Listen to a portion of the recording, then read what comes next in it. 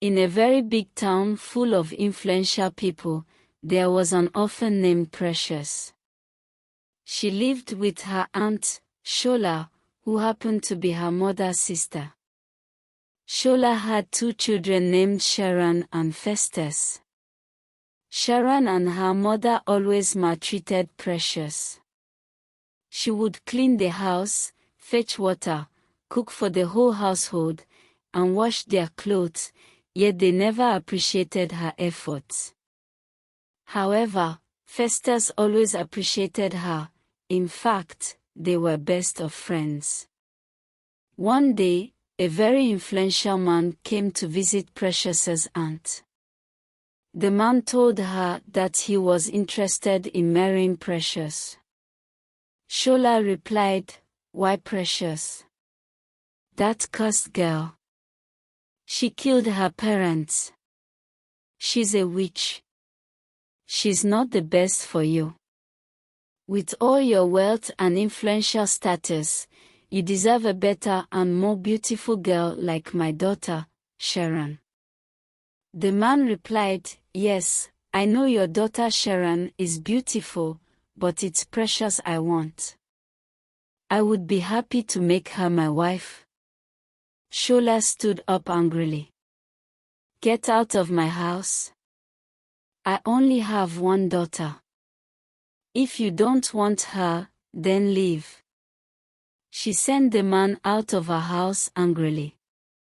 The next day, Precious and Sharon went to the market to buy foodstuffs.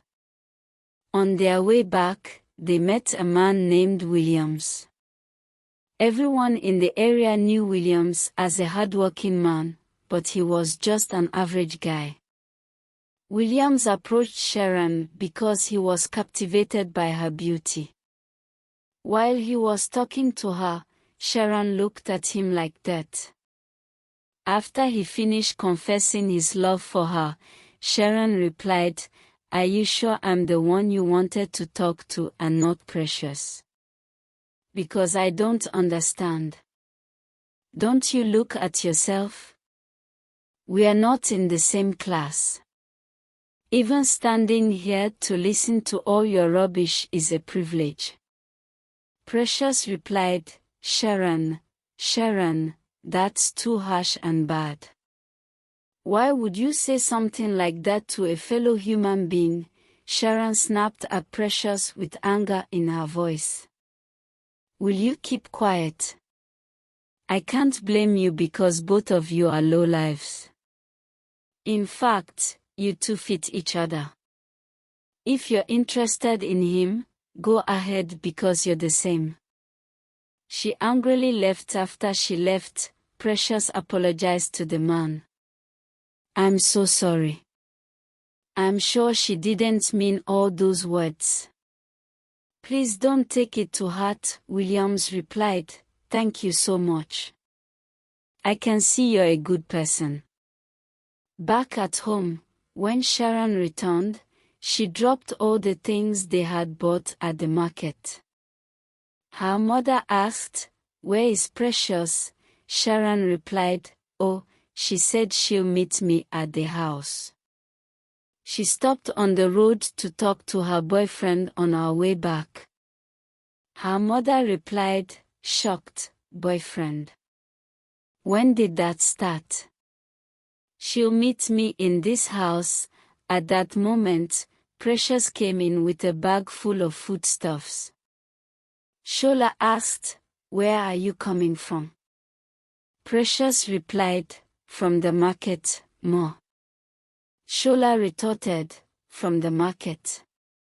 Or you stopped on the road to talk to your boyfriend?" Precious replied, "Ma, I don't have any boyfriend." It was. Before she could finish, Sharon interrupted, "It was what? Are you not the one who told me to go home because you needed privacy to talk to your boyfriend?" Sharon didn't give Precious a chance to explain. Shola said, "Are you trying to say my daughter is lying against you? With this, you're sleeping outside tonight with no food?" Hearing this, Sharon smiled. Precious begged, Mommy, I'm sorry. Don't beg me. I've said my own, Shola replied. That night, Precious was outside. When Festus saw that everyone had gone to sleep, he went to open the door for Precious to come inside and sleep. He also gave her food to eat. Precious thanked him. After 1 week, Williams came to Precious's house to look for her. He found her outside washing clothes. They greeted each other and started talking when Shola came outside and met them. Who are you, and what are you doing in my house? Shola asked. Williams replied, My name is Williams, Mo, and I'm your daughter's friend. Shola laughed mockingly. Oh, you're the wretched boyfriend. In fact, you two fit each other. I can even give her to you for free. She laughed as she went back inside. Precious turned to Williams. I'm so sorry for the embarrassment. Williams replied, It's okay. I know what to expect when I come here.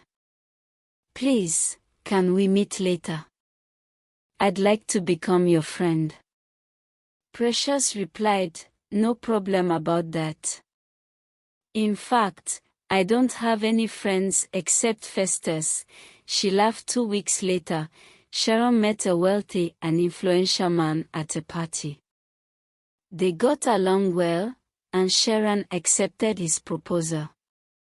The next day, the man came to Sharon's house to see her mother and ask for her hand in marriage. Shola was overjoyed and, without thinking twice, agreed. She suggested they set a wedding date as soon as possible since both parties were interested. After the man left, Shola and Sharon hugged each other happily. Precious entered the room and said, Mommy, this isn't right. Why would you give your consent to someone you don't even know?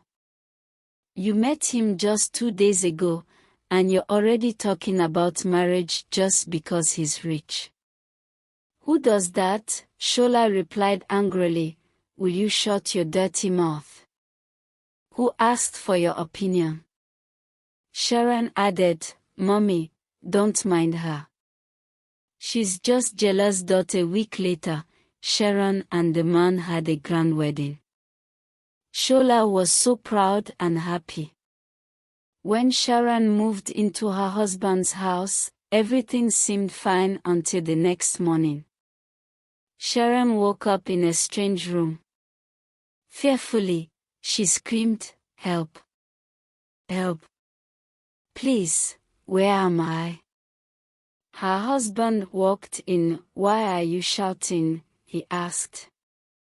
Sharon pleaded, My husband, please get me out of here. He laughed and said, Why would I do that? You're exactly where you're supposed to be. In the next few days, you'll be gone. I need just 3 women to renew my wealth. Sharon, shocked, begged, Please don't do this to me. I love you. He replied, You love me or you love my money. You and your mother are greedy. Then he left. Meanwhile, Williams and Precious started dating. One day, Williams came to ask for Precious's hand in marriage. Shola mocked them, saying, You both want to get married. What do you have? Is it because Sharon is married that you want to copy her? She laughed and added, I'm tired of seeing your faces every day. Williams, just bring ordinary kola nuts, and I'll pray for you both. Festus intervened, Mommy, kola nuts. Why would you do that? Shola replied, I can even give her to him for free, but I don't want to do that. That's why I said he should bring kola nuts. Williams said, "No problem, Ma. I'll bring it." The next day, Williams brought the kola nuts. Shola asked them to kneel, placed Precious's hand in Williams's, and said, "You're now husband and wife." Festus, angry, said, "Mommy, you didn't even pray for them." Precious replied, "Festus, it's okay." Shola told Williams, "Now, take your wife and leave." Back at Sharon's husband's house, he brought another woman into the strange room with Sharon. He said, "Now, it's just one more woman for my sacrifice to be complete." He added, "Your mother called, and I told her you're busy with your honeymoon. I sent her 2 million naira, and she completely forgot about you." Sharon wept upon hearing this. Williams took Precious to his real house, which turned out to be a mansion filled with exotic cars. Precious, shocked, asked angrily, "Why did you lie to me all these months?" Williams begged, "I'm so sorry, my love. If I had revealed my identity, your aunt wouldn't have let me marry you." Precious calmed down and forgave him, realizing he had good intentions. She was very happy. One day, Sharon managed to escape her husband's house using his fallen keys. She and the other woman ran out and begged for transport money from people on the street. Sharon looked unkempt and shattered. When she arrived at her mother's house, Shola was shocked to see her in that condition. Sharon cried and narrated everything that had happened. Festus said, "Mommy, do you remember when Precious warned you, but you didn't listen?" At that moment, Precious and Williams arrived in a luxurious car. Shola asked, "Where did you get all this? Did you borrow it?" Williams replied, "No, Ma. This is one of my smallest cars." Seeing Sharon's condition, Precious asked, "What happened to you? Why are you like this, and why aren't you at your husband's house?" Festus replied, "She married a ritualist. Her husband is a ritualist. In fact, it's God who saved her." Precious explained to her aunt that Williams was actually the CEO of a major industrial company. Shola was shocked and said, "You mean the richest man in the city? The one whose identity nobody knows?" Williams confirmed, "Yes, I am the one. We came to invite you to our wedding party. Now that I've revealed my identity, we want to celebrate properly." Shola, excited, said, "Are you sure you don't want to reconsider your choice? I heard you were first interested in Sharon." Williams replied, "Nothing in this world will make me leave my wife." Later, Sharon cried to her mother, "Precious is living the life that should have been mine. She's in the position I was supposed to be in." Festus replied, "Nobody is living your life. You were just greedy. When Williams asked you out, what did you say to him?" Shola added, "I said that girl is a witch who bewitched him." Festus said, "Mommy, stop it. Nobody bewitched anyone." Back at Sharon's husband's house, he returned to find the gate unlocked and the woman gone. In his rage, he went mad, and news of his condition spread across the city. Precious and Williams had a grand wedding party that became the talk of the town. Meanwhile, Sharon lamented, "Everywhere I go, people point fingers at me. All because you, Mommy, wanted me to marry a rich man." You harbored jealousy and anger toward Precious's mother and transferred it to her daughter. Now look at our lives and look at Precious's. Hearing this, Shola cried. The next day, she and Sharon went to Precious's house to ask for forgiveness. Precious forgave them, saying, "If my life hadn't turned out this way, you wouldn't have come to ask for forgiveness, but I forgive you because you're the only family I have." Precious also told Festus that his Canadian visa was ready and he would leave at the end of the month to complete his education. She promised to give Sharon and her aunt money to start businesses. They were overjoyed and thanked her.